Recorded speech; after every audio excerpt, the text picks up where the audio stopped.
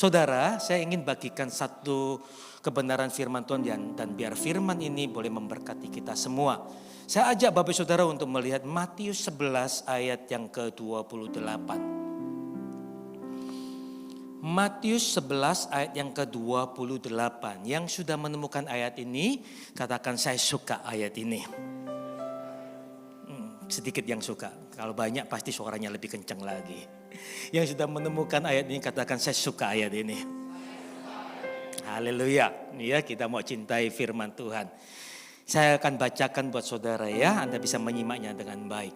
Marilah kepadaku, semua yang letih lesu dan berbeban berat, aku akan memberi kelegaan kepadamu. Dan semuanya katakan amin. Saudara ya, saudara, ayat ini merupakan sebuah undangan.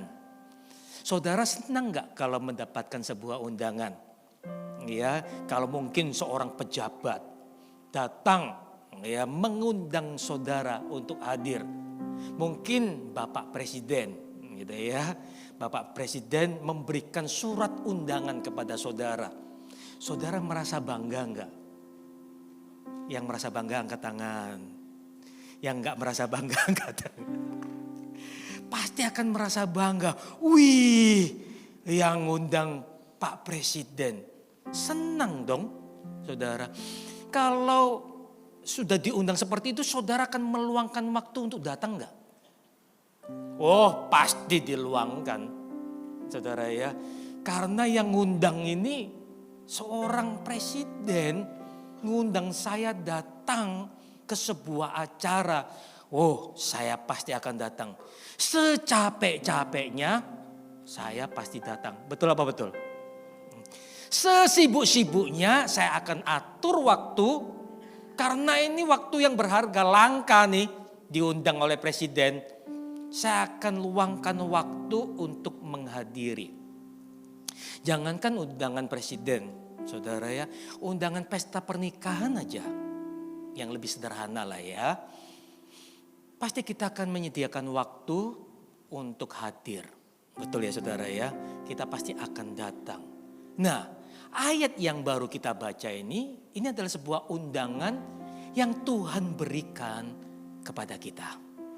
Tuhan berkata, marilah hai kemari, hei. Gitu saudara. Kok jadi lagu ya? Lihat, marilah kepadaku. Ya, saudara, kita ini sedang diundang oleh Tuhan. Ayo datang kepadaku. Ya, datang kepada Tuhan. Kenapa kamu menjauh dari Tuhan? Kadangkala kita ini gak bisa menyediakan waktu untuk Tuhan. Kadangkala kita lebih enjoy dengan aktivitas kita. Dengan kesibukan kita. Kadangkala kita bisa keluar banyak alasan yang keluar dari mulut kita.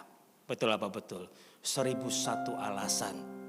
Ya, mungkin kita berkata capek lah, mungkin kita berkata sibuk lah, gak punya waktu lah, nanti ada ketemu sama orang lah, nanti ada apalah, kita lebih mementingkan keinginan kita pribadi. Nah saudara, saya berharap ketika kita merenungkan firman ini, mulai hari ini kita berubah. Amin. Ya, ketika kita diundang oleh Tuhan, setiap minggu ini kita diundang Tuhan, ayo datang kepadaku. Karena Tuhan itu rindu kepada kita, rindu kepada Bapak Ibu Saudara. Ya, rindu untuk apa? Hati Bapak itu selalu ingin memberkati anak-anaknya. Betul apa betul? Ya, terbukti di ayat yang selanjutnya. Ya, kalimat selanjutnya. Semua yang letih lesu, termasuk orang-orang yang letih lesu dan berbeban berat. Artinya orang-orang yang berada dalam satu pergumulan, orang-orang yang berada dalam satu persoalan kehidupan. Saya yakin semua orang ada pergumulan. Semua orang punya persoalan kehidupan. Ya, tidak ada orang yang tidak punya persoalan kehidupan. Ada yang gak punya persoalan kehidupan? Angkat tangannya tinggi-tinggi. Tolong kameramen difoto sebentar dan dimasukkan di layar manusia yang tanpa pergumulan. Oh, saya berarti ya. Saudara, pasti ada orang-orang itu pasti punya yang namanya pergumulan. Pergumulan setiap orang itu berbeda-beda. Betul ya saudara ya? Mungkin masalah kesehatan, mungkin masalah keuangan, mungkin masalah rumah tangga, mungkin masalah pekerjaan dan lain sebagainya. Ya, makanya Tuhan berkata, mari datang kepadaku. Datang kepadaku. Tuhan tidak berkata, biarin, ngerepotin aja. Tuhan itu gak berkata seperti itu. Justru kita ini diundang oleh Tuhan. Ayo, kalau kamu ada persoalan di dalam kehidupan, jangan jauh dari aku. Datang. Lai. Datang kepadaku. Datang kepada Tuhan. Kalau amin saudara, jangan menjauh. Orang yang menjauh justru tidak akan pernah melihat kuasanya itu terjadi di dalam kehidupan kita. Banyak orang yang ketika ada masalah, apa yang terjadi? Mabuk-mabuk di luar. Kalau ditanya kenapa? Stres. Kenaiklah. Apalagi dan lain sebagainya. Salah Bapak Ibu. Ketika saudara datang ke tempat itu, masalah tidak akan pernah selesai. Justru memperburuk keadaan. Kenapa kok memperburuk keadaan? Karena semakin jatuh dalam dosa. Mabuk-mabuk lah dan lain sebagainya. Ketika ada persoalan, pergumulan dalam kehidupan, datang kepada Tuhan. Maka engkau akan lihat mukjizat itu terjadi. Masa sih? Iya. Lihat kalimat selanjutnya. Aku A-nya besar. Bukan A kecil, bukan aku, saudara. Bukan saya, tapi Tuhan. Aku akan memberi apa? Kelegaan kepadamu. Memberikan kelegaan mungkin selama ini saudara tertekan. Terhimpit sepanjang hari tadi saya ceritakan tentang Daud. Ketika Daud terjepit saudara tertekan dalam suatu persoalan. Ya, Daud datang kepada Tuhan. Dan ketika Daud datang kepada Tuhan, Daud mengalami kemenangan dari Tuhan. Amin. Saya percaya Bapak Ibu, kalau hari ini kita yang hari ini berada dalam satu pergumulan, datang kepada Tuhan, meresponi panggilan Tuhan, meresponi undangan Tuhan, saudara akan melihat kuasanya dan kasihnya dinyatakan di dalam kehidupan saudara. Katakan amin. Amin. Saya percaya kok firman Tuhan berkata 2 atau 3 orang berkumpul, maka Tuhan hadir di tengah-tengah kita. Di dalam puji penyembahan kita, setiap kali kita datang beribadah, di situ Tuhan hadir di tengah-tengah kita. Bahkan Bapak Ibu, bahkan ketika saudara saat teduh secara pribadi, saudara akan mengalami Tuhan. Tuhan hadir di tengah-tengah saat teduh Anda. Amin. Jadi jangan menjauh dari Tuhan dengan bolong-bolong, tidak pernah beribadah, tidak pernah saat teduh. Kita ini tidak boleh menjadi orang Kristen yang kapal selam. Nanti timbul, nanti tenggelam. Nanti muncul, gak tahu. Nanti tenggelam lagi, gak tahu munculnya kapan. Saudara ya, kita bukan orang Kristen yang kapal selam. Muncul, tenggelam. Ayo jadi orang Kristen yang betul-betul radikal. Betul-betul mengasihi Tuhan. Ibadah itu bukan sip-sipan. Hari ini ibadah, minggu depan gak ibadah. Nanti kalau ditanya, lu minggu yang lalu sudah ibadah. Gitu. Jangan sip-sipan saudara. Ya, beribadahlah dengan sungguh-sungguh, dengan sebuah komitmen. Halo amin. Nah, kalau Tuhan sudah mengundang kita, responi undangan itu. Nah, saya mau bagikan ada 3 contoh, saudara ya. 3 contoh orang yang betul-betul datang kepada Tuhan dengan segenap hatinya. Ya, contoh yang pertama ini saudara, ada satu kisah, ya kita bisa belajar dari kisah ini. Ya. Lukas 18. Lukas 18 ayat yang ke-35 sampai dengan ayat yang ke-43. Lukas 18 ayat yang ke-35 sampai dengan 43, yang sudah menemukan katakan amin. Saya akan bacakan buat saudara, simak dengan baik ya ayat ini ya. Ini powerful banget. Kalau saudara menyimaknya dengan baik, ya saudara akan menerima banyak berkat ya makna di dalam ayat, dalam kisah ini. Waktu Yesus hampir tiba di Yeriko, ya, ada seorang buta yang duduk di pinggir jalan dan mengemis. Katakan seorang buta. Ya, waktu orang itu mendengar orang banyak lewat, ia bertanya, apa itu? Kata orang kepadanya, Yesus orang Nazaret lewat. Lalu ia berseru, Yesus anak Daud, kasihanilah aku. Maka mereka berjalan di depan menegur dia supaya apa? Diam. Namun semakin keras ia berseru, anak Daud, kasihanilah aku. Lalu Yesus berhenti dan menyuruh membawa orang itu kepadanya. Dan ketika ia telah berada di dekatnya, Yesus bertanya kepadanya, apa yang kau kehendaki supaya aku perbuat bagimu? Jawab orang itu, Tuhan, supaya aku dapat melihat. Lalu kata Yesus kepadanya, melihatlah engkau, imanmu telah menyelamatkan engkau. Dan seketika itu juga melihatlah ia, lalu mengikuti dia sambil memuliakan Allah. Seluruh rakyat melihat hal itu dan memuji-muji Allah. Saudara, siapa itu Bartimius? Bartimius orang yang buta. Ya, orang yang buta dan dia seorang pengemis. Orang buta. Saudara, Bartimius tidak pernah melihat Yesus. Ya, tidak pernah melihat Yesus. Lalu bagaimana dia bisa tahu bahwa Yesus adalah anak Allah? Ketika dia minta-minta, ketika dia datang kepada orang, saudara, dari satu orang ke orang yang lain, saudara. Ketika dia mengemis, telinganya ini mendengar. Telinganya ini mendengar. Ada orang yang cerita, tahu nggak? Kemarin ada yang orang lumpuh itu disembuhkan loh. Tahu nggak? Kemarin itu loh, Yesus itu mengusir roh jahat keluar dari seseorang yang kerasukan setan. Dia hanya mendengar. Lalu ada yang berkata lagi, Yesus itu siapa? Yesus itu anak Allah. Dialah sang Mesias, dia dengar. Dia dengar. Dia simpan di dalam hatinya. Saudara. Dan di dalam hatinya berkata, one day aku harus bertemu dengan Yesus. Suatu hari aku akan bertemu dengan Yesus. Dan aku akan berseru kepadanya. Aku akan minta tolong supaya Yesus menyembuhkan aku. Saudara, ketika si buta ini, Bartimius ini mendengarkan kesaksian, itu membangkitkan imannya.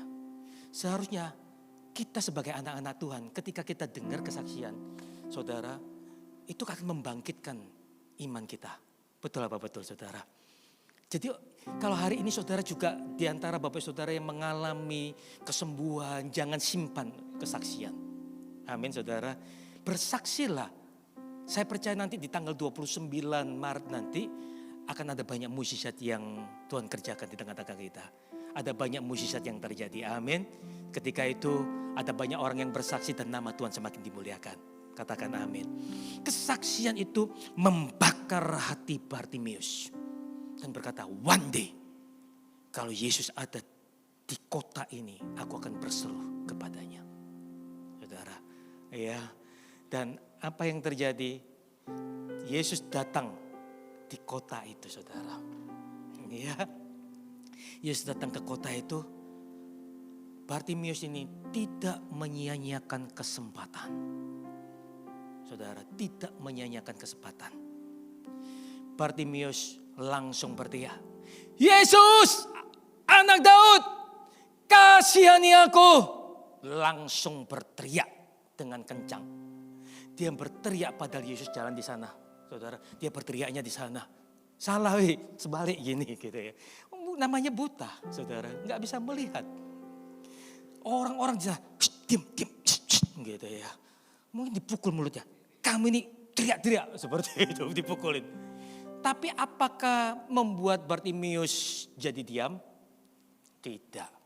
Firman Tuhan berkata, justru ia semakin keras berteriak. Jadi yang pertama, poin yang pertama, saudara, ketika saudara datang kepada Tuhan, datanglah dengan hati atau iman yang gigih. Katakan yang gigih. Gigih. Gigih bukan ini gigih. Gigih itu dengan semangat. Dengan berapi-api. Jangan datang dengan lemes gini saudara. Tidak ada semangatnya. Datang dengan penuh sukacita. Ketika saudara memuji Tuhan, memuliakan Tuhan. Saudara jangan memuji dengan lemas begini. Angkat tangan, separuh tangan begitu. Lalu menyanyi agak sedikit melamun-melamun. Kadang-kadang sambil main HP. Kadang-kadang muncul Shopee gitu saudara. Ush, bingung gitu ya. Jadi bingung. Saudara, tapi orang yang datang dengan gigih itu telah mempersiapkan dirinya dengan sungguh-sungguh. Seperti Bartimius.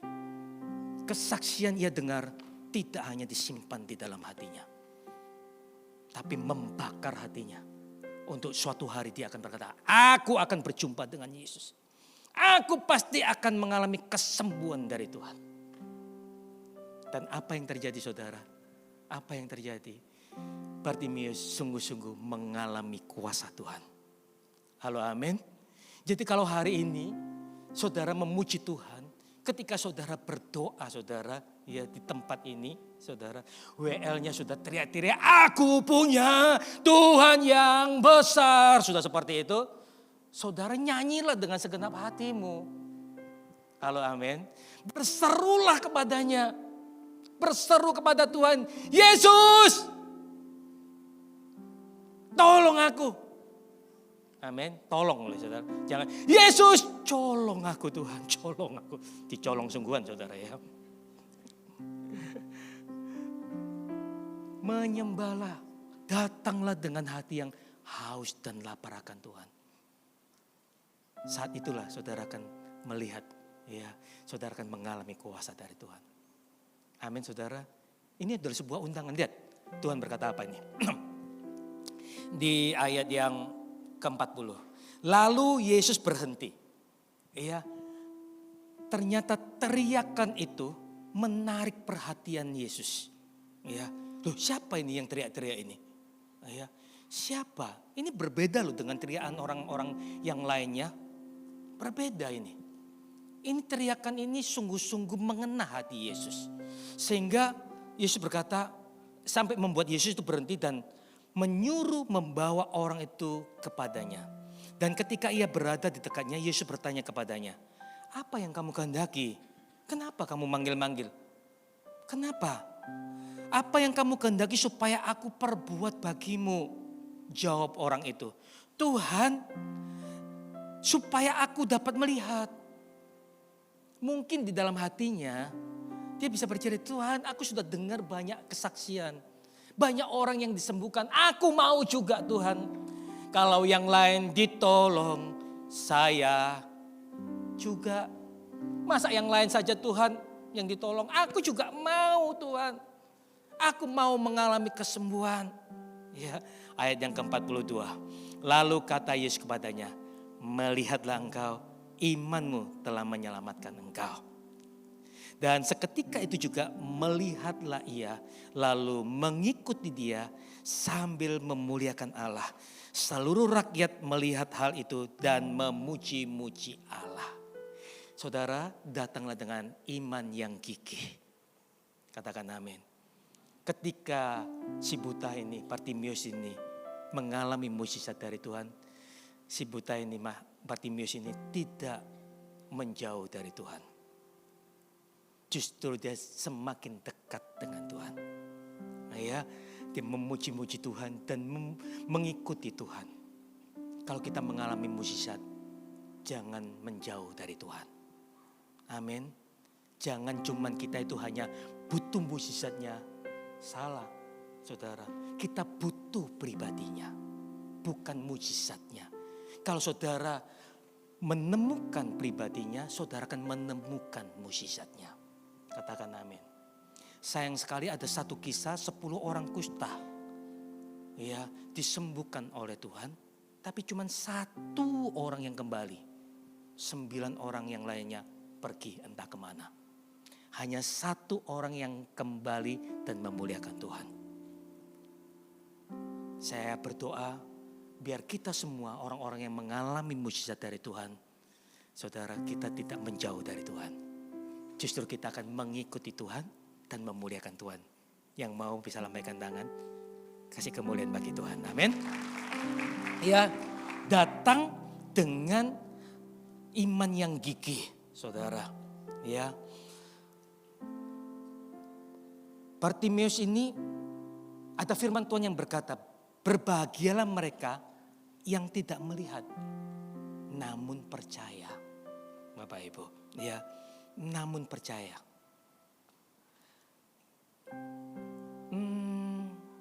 Kalau saudara ingin melihat sebuah mukjizat itu terjadi, mulailah dari percaya.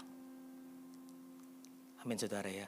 Mulailah dari percaya, maka engkau akan melihat mukjizat. Tapi kalau saudara tidak punya hati yang percaya, tunggu, lihat dulu baru aku percaya. Ya saudara, satu kali saudara ya, satu kali waktu belum jadi seorang hamba Tuhan, ya ada seorang yang maaf agak tunarungu dan agak bisa bicara gitu ya. Jadi saya harus menuntun dia untuk berbicara itu lebih keras gitu ya, lebih keras. Saya tuntun, ayo terima tuh. Jadi sambil baca, terima Tuhan Yesus gitu saudara ya. Saya tuntun seperti itu. Enggak gitu. Sembuh dulu gitu. Saya mencoba untuk nginjili orang itu. Percaya dulu. Sembuh. Jadi negosiasi saya sama orang itu gitu ya. Sembuh dulu. Gimana ini ya? Oke, gitu ya. Kalau gitu waktu itu saudara masih di pemuda. Saya datang ke Ko Philip, ya. Ko, ini ada orang yang gak bisa dengar Ko. Saya tantang terima Tuhan Yesus. Tapi katanya ya mau disembuhkan, mau didoakan supaya sembuh Ko. Lalu Ko Philip bilang, suruh dia percaya dulu baru ada mukjizat. Nah kan saya sudah bilang dari tadi gitu. Saya sudah bilang dari tadi. Suruh percaya dulu. Saya balik lagi. Percaya dulu gitu ya. Sembuh dulu. Jadi negosiasi. Gak selesai-selesai saudara. Tidak mau memberikan diri dibaptis dan juga gak mau percaya. Saudara, ya sulit. Maka tidak ada sesuatu yang terjadi Bapak Ibu. Ya, belajarlah untuk percaya terlebih dahulu. Amin. Belajarlah untuk percaya terlebih dahulu. Datang dengan iman yang gigih. Seperti Bartimeus ini. Dia belum tahu loh, itu sembuh, bakal sembuh apa enggak. Tapi Bartimeus datang dengan iman yang gigih. Aku pasti sembuh. Dan terjadi mukjizat. Amin. Yang kedua, siapa yang dapat kita pelajari dari kisah yang selanjutnya ini? Ya, ketika kita diundang oleh Tuhan. Yang kedua, saudara, ada di Lukas 8. Ada di Lukas 8 ayat yang ke-40. Ya. Yang sudah menemukan katakan amin. Ketika Yesus kembali, orang banyak menyambut dia sebab mereka semua menanti-nantikan dia. Maka datanglah seorang yang bernama Yairus. Ia adalah kepala rumah ibadah. Sambil tersungkur di depan kaki Yesus, ia memohon kepadanya supaya Yesus datang ke rumahnya. Karena anak perempuan yang karena anaknya perempuan yang satu-satunya yang berumur kira-kira 12 tahun hampir mati. Dalam perjalanan itu Yesus didesak-desak orang banyak. Katakan didesak-desak orang banyak. Ayat yang ke-43. Adalah seorang perempuan yang sudah 12 tahun menderita pendarahan. Dan yang tidak berhasil disembuhkan oleh siapapun. Tidak berhasil disembuhkan oleh siapapun. Lalu ia maju mendekati Yesus dari belakang. Dan menjamah jubah-jubahnya. Dan seketika itu juga berhentilah pendarahannya. Lalu Yesus berkata, siapa yang menjamah aku? Dan karena tidak ada yang mengaku, berkatalah Petrus, Guru, orang banyak mengerumuni dan mendesak engkau. Tetapi Yesus berkata, ada seorang yang menjamah aku.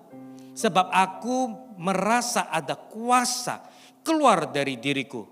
Ketika perempuan itu melihat bahwa perbuatannya itu ketahuan, ia datang dengan gemetar, tersungkur di depannya dan menceritakan kepada orang banyak apa sebabnya ia menjamah dia dan bahwa ia seketika itu juga menjadi sembuh. Ayat yang ke-48, maka katanya kepada perempuan itu, hai anakku, imanmu telah menyelamatkan engkau. Pergilah dengan selamat. Yang kedua, yang pertama tadi ketika kita diundang oleh Tuhan, kita mau datang dengan iman yang gigih. Yang kedua, datang dengan pengharapan. Datanglah dengan sebuah pengharapan. Saudara, jangan datang dengan hati yang kosong. Saudara bayangkan, seorang wanita yang sakit pendarahan, 12 tahun lamanya. Saudara bisa bayangkan, 12 tahun lamanya, betapa kuatnya wanita ini. Betul enggak? Lemas saudara. Seorang wanita yang sakit pendarahan 12 tahun itu, pasti dia berada dalam kondisi yang sangat lemas. Dia mau ketemu sama Yesus, gak mungkin dia pakai sanggul yang tinggi dulu, hairdo dulu, pasang bulu mata dulu, lalu pakai high heel. Gak mungkin, gak ada kekuatan saudara. 12 tahun, pasti tubuhnya sangat lemas. Tapi itu tidak mengurungkan niatnya untuk mengalami Tuhan. Saudara. Dan firman Tuhan berkata, wanita ini memegang jubah Yesus. Jubah itu berarti paling bawah. Saudara. Saya berasumsi bahwa wanita ini datang bukan dengan berjalan. Tapi mulai datang dengan merangkak. Mungkin juga wanita ini datang menghampiri Yesus dengan bahasa Jawanya ngesot. Do you know ngesot?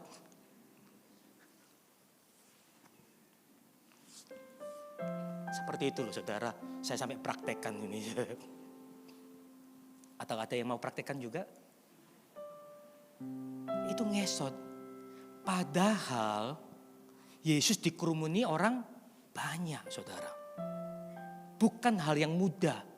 Sampai wanita ini bisa memegang jubah Yesus. Paling tidak ditendang, ini apa sih? Gitu.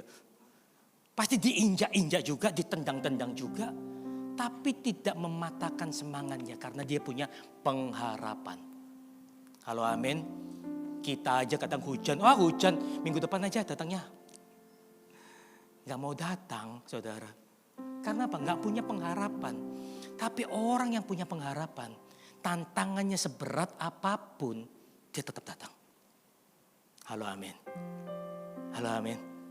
Wanita ini berjuang untuk menerobos kerumunan itu sampai wanita ini memegang jubah Yesus.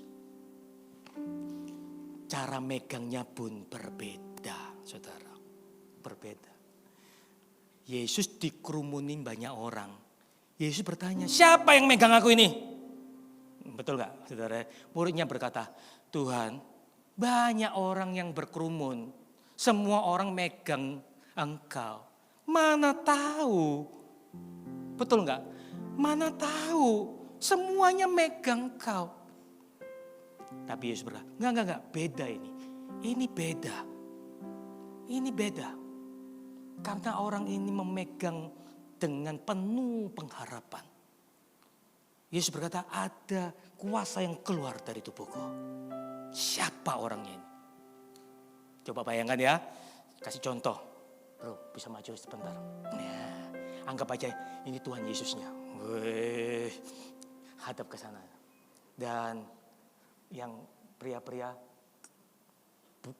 dan espronya semuanya juga maju sekalian.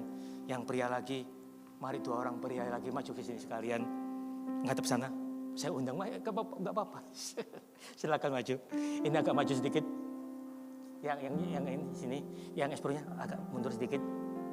Ya, masing-masing pegang Tuhan Yesus. Ini anggap Tuhan Yesusnya, pegang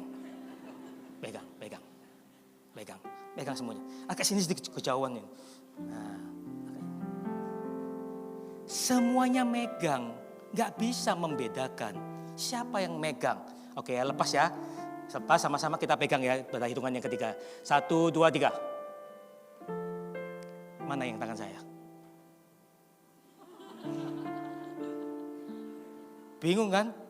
Mana yang megang ini? Nggak bisa, saudara. Makanya ini siapa yang memegangnya dengan memegang jubah-jubah Yesus? Padahal jubahnya loh, bukan tubuhnya. Cuman ininya aja pinggirannya. Tapi Yesus bisa merasakan ini ada yang megang ini. Seperti itu, saudara. Karena ada kuasa yang keluar. Oke, kasih tepuk tangan yuk buat cowok-cowok yang keren-keren. Saudara ya. Nah, ketika saudara datang kepada Tuhan, datanglah dengan pengharapan. Dengan hati yang penuh pengharapan. Halo, amin.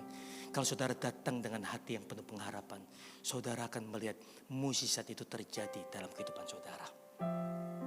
Amin. Setiap kali saudara datang, jangan datang dengan loyo, jangan datang dengan lemas, tapi datang dengan hati yang penuh pengharapan. Aku percaya Tuhanku dahsyat.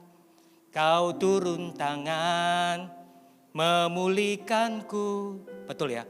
Aku percaya Tuhanku. Ini kunci apa? Bingung. Saya kunci Z.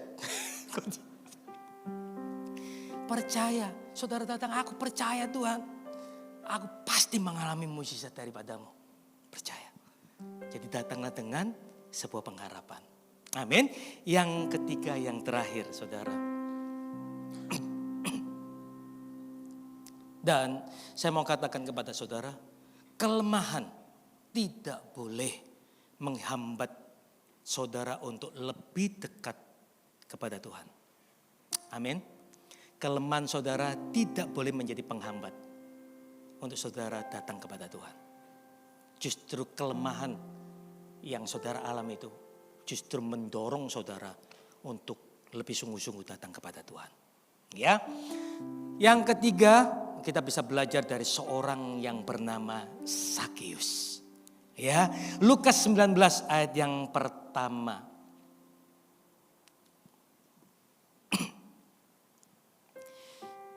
Yang sudah menemukan katakan amin. Yesus masuk ke kota Yeriko dan berjalan terus melintasi kota itu. Di situ ada seorang bernama Sakius, kepala pemungut cukai. Ia seorang yang kaya. Ia berusaha untuk melihat orang apakah Yesus itu. Tetapi ia tidak berhasil karena orang banyak. Sebab badannya pendek. Maka berlarilah ia mendahului orang banyak. Lalu memanjat pohon ara untuk melihat Yesus yang akan lewat itu. Ketika Yesus sampai ke tempat itu, ia melihat ke atas dan berkata, Sakius, segeralah turun, sebab hari ini aku akan menumpang di rumahmu. Lalu Sakius segera turun dan menerima Yesus dengan sukacita. Tetapi semua orang yang melihat hal itu bersungut-sungut, katanya, ia menumpang di rumah orang berdosa. Tetapi Sakius berdiri dan berkata kepada Tuhan, Tuhan, setengah dari milikku akan kuberikan kepada orang miskin. Dan sekiranya ada sesuatu yang kuperas dari seseorang akan kukembalikan 4 kali lipat. Kata Yesus kepadanya, hari ini telah terjadi keselamatan kepada rumah ini. Karena orang ini pun anak Abraham. Sebab anak manusia datang untuk mencari dan menyelamatkan yang terhilang. Siapakah Sakius? Saudara, Sakius adalah seorang pemungut cukai. Seorang penarik pajak, pemungut cukai, saudara. Dan ini adalah orang yang tidak disukai oleh warga setempat. saudara ya. Karena mereka karena si Sakeus ini menarik pajak di warga setempat. Bahkan memeras. Ya, kamu harus bayar. Gitu. Ya, memeras. Jadi nggak disukai Sakeus ini. Lalu yang kedua, artinya Sakeus ini pemungut cukai, artinya seorang yang memiliki sebuah jabatan dan tidak disukai oleh warganya. Yang kedua, Sakeus ini orang yang kaya. Di samping punya jabatan, dia juga orang yang kaya. Ya, karena dia seorang pemungut cukai. Setiap hari dia berjalan di pasar dan menagih pajak. Dan yang ketiga, saudara, Sakeus ini tubuhnya pendek, bukan tubuhnya yang tinggi. Dan satu kali, saudara, ketika Sakeus ini mendengar bahwa Yesus datang, saudara, Sakeus ini tidak menyia-nyiakan kesempatan itu. Ya, banyak orang yang mengerumuni Yesus. Dia berpikir gak mungkin, badannya kecil, gimana bisa melihat Yesus? Sulit, dia lompat begini gak kelihatan, lompat begini gak kelihatan, saudara. Sakeus lari mendahului rombongan itu, naik ke atas pohon, saudara ya. Naik ke atas pohon. Supaya apa? Supaya bisa melihat Yesus. Ketika dia mulai melihat Yesus, dia mulai berteriak, Yesus! Saudara ya. Itu menarik perhatian Yesus. Yesus berkata, Sakeus turun. Hari ini aku akan ke rumahmu. Luar biasa enggak, saudara? Jadi yang ketiga, saudara. Ketika saudara datang kepada Tuhan, datanglah dengan kerendahan hati. Amin. Letakkanlah segala statusmu. Letakkanlah segala jabatanmu. Ketika kita datang kepada Tuhan, datanglah dengan kerendahan hati. Sekalipun saudara mungkin memiliki jabatan yang cukup tinggi.